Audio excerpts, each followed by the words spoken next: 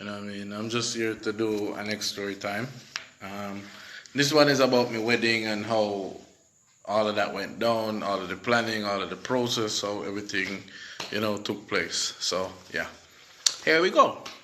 So my wife came here in 2017.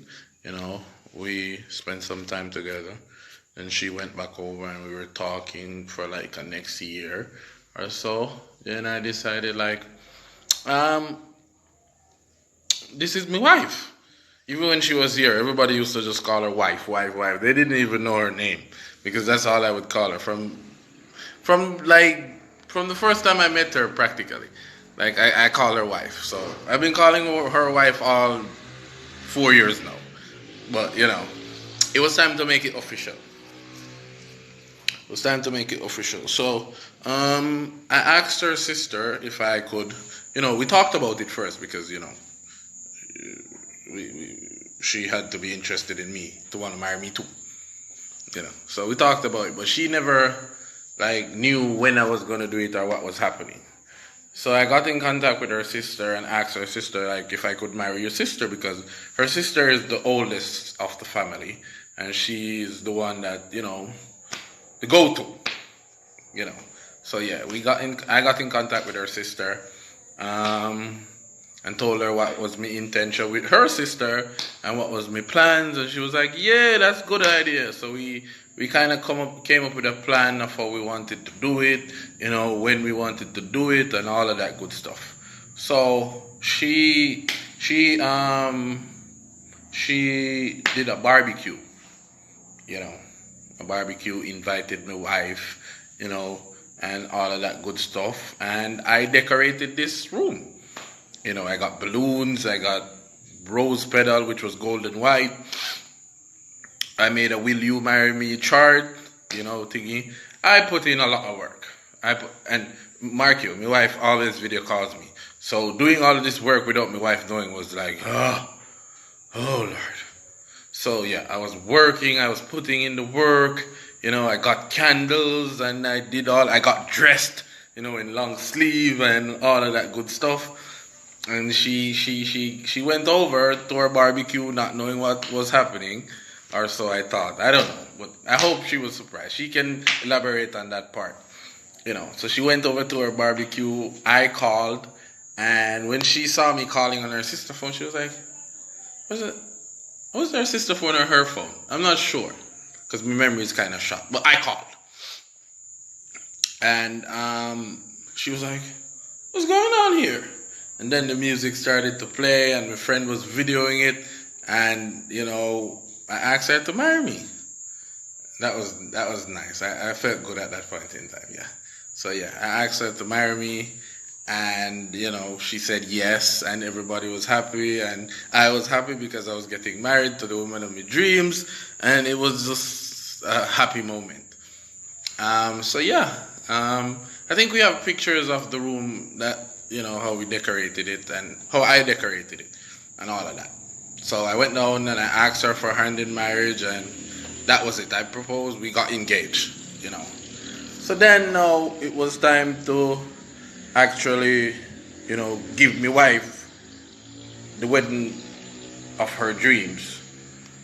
This was hectic. Oh my God, this was hectic.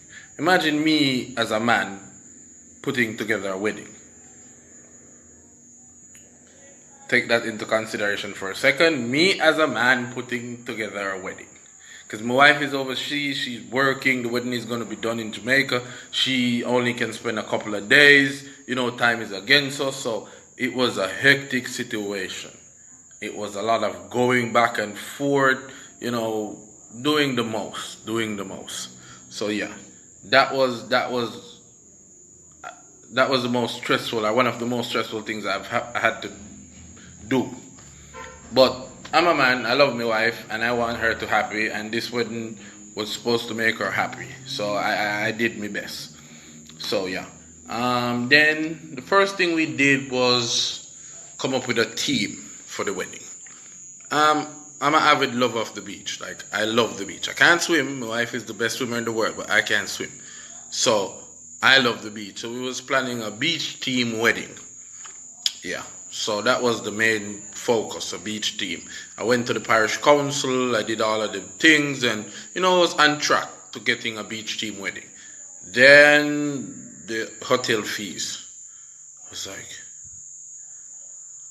that threw me off. Because one, I didn't want my wife traveling after the wedding. I didn't want to have a wedding then driving like 3-4 hours, after having a wedding. I didn't want that to happen. I just wanted a wedding, then she could go up, shower, and do her stuff, you know what I mean? So that was my plan. So that was my plan, you know what I mean? So yeah, that was my plan. So I didn't want her to be traveling, after a wedding and after the after party and stuff. She had to travel miles. I didn't want that. I just wanted a venue where she could just have her time, then go into the room and get her rest and do whatever she does best. So that was the main reason. So I took the whole beach team wedding off the thing. So yeah, the beach team wedding was out. So now I had to find a venue.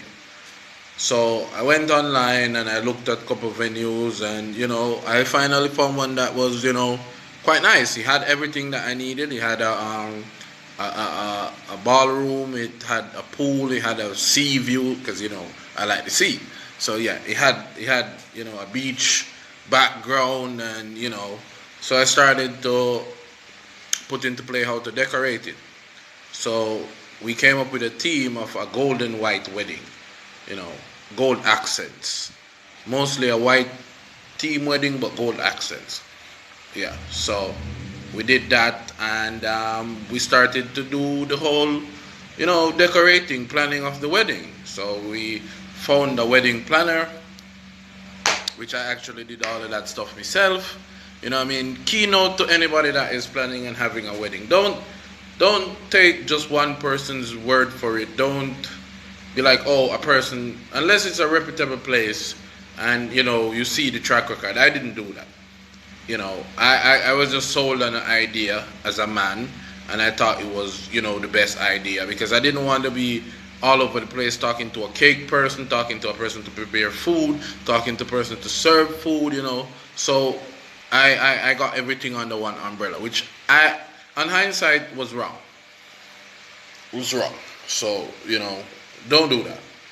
It's best to be talking to 5 people that is reputable at what they're doing.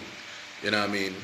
At cooking food, at baking cakes. Don't allow one person to be like, oh, I'll give you a package.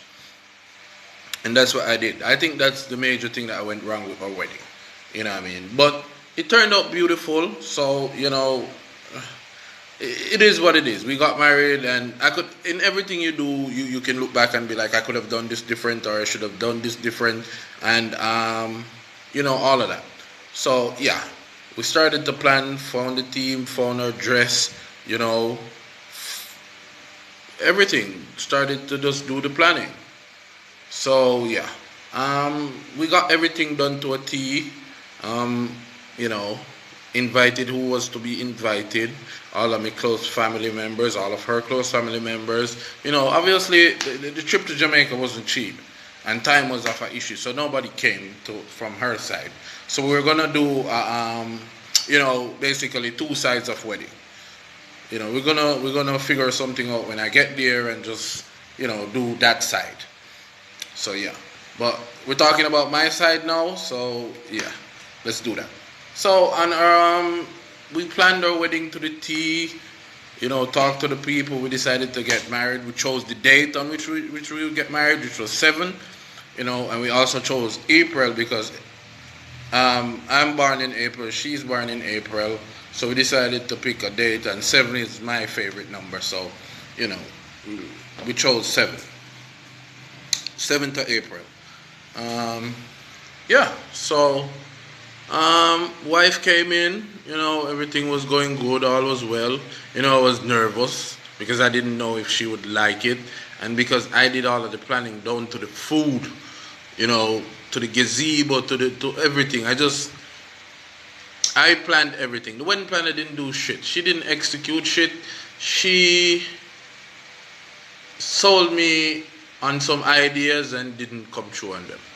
But because I'm the type of person that would like, I leave things to time. My wife cursed me a lot, but what is to be is already gone. So I left that alone. So yeah, so yeah, so I just left what is to be, and moved on. But I had fun, what I mean, after the fact that I got dressed and we got married, and all of the stress was kind of off my shoulders at that. I kind of relaxed and had fun.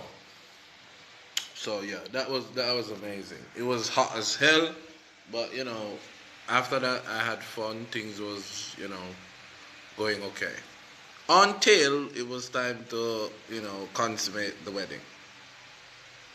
I had a Charlie's horse, as they would put it. So I had the weirdest and the most. I had the horriblest pain in my legs. So my wife said probably I was dehydrated and I was stressing out. That's why that happened, but it was horrible. But yeah, that's pretty much how our wedding went. You know what I mean? It was beautiful, and it was stressing at times. And if I was to do it over again, I would do a lot of things different. You know what I mean? But I the greatest thing, I'm married to the most amazing person that I could ever consider to be married to, and I love her to death, and that's all that matters. So yeah, you know that's all that matters. So yeah, it was okay, stressful but okay. So yeah, that's kind of my wedding story. You know what I mean? I'm gonna do a video on my process, but I don't wanna just throw a video out there. I wanna be detailed. I wanna have all of the information. I wanna have everything. So when I'm giving out that video or putting out that video, it has to be detailed. Okay, so that's coming up next. Like, share, subscribe, comment, tell me what you want, and have a blessed day. So yeah, look out for that video coming real soon on how my process goes. Like how long it took, all the fees, all of that stuff. How the doctor's appointment, how the embassy, all of that is coming soon. So, but that video is a very important video to me because there's you know, a lot of people that needs information, a lot of people that are going through the process and would like to know what to expect, how to go about it, and all of that. So that video is coming up real soon. So like, share, subscribe, help us reach 100 subscribers, and things are gonna get more interesting than me sitting behind the wall. So stay safe, stay blessed. You know, wear your mask, do all of the good stuff. All right, bye bye. I'm out.